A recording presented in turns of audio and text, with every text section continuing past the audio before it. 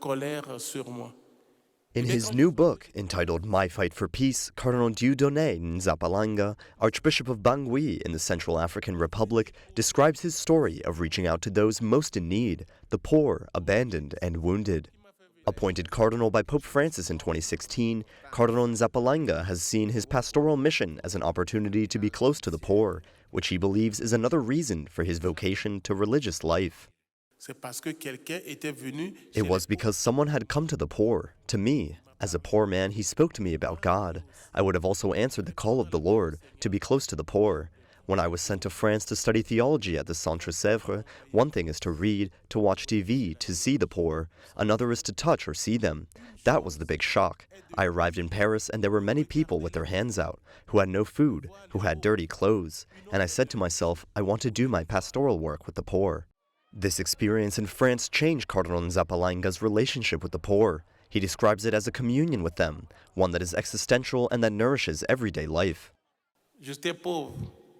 My connection to the poor goes deeper. I was poor. I was helped. This, especially for me, is the presence of Christ. If you don't have this redeeming strength to say that the one who is dirty, who smells, is Christ, well, you will plateau. You will want to leave. You will disappear. You must consider that Christ is there, and he suffers in the clothes of Christ. For Cardinal Nzapalainga, seeing the sufferings of impoverished children and the devastation of war-affected areas is a reminder that he is called to be close to the people. I don't go alone. He is with me. So in these moments of darkness, Christians need to be sentinels. God needs them to be sentinels. The century is watching. Every day he comes to guard the house without a leader. With this message of faith, Cardinal Nzapalainga believes that he can use his position in the Church to serve Christ in the poor.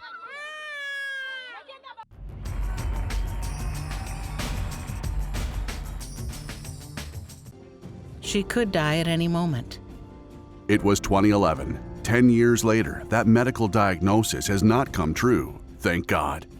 It's all thanks to the intercession of John Paul II, who still helps others today. These cases are not the only ones. More than 15,000 testimonies of extraordinary favors attributed to Karol Wojtyła have reached the Vatican. Even a relic with a few drops of his blood gathers crowds in the streets and lead to countless new miracles. John Paul II is still alive.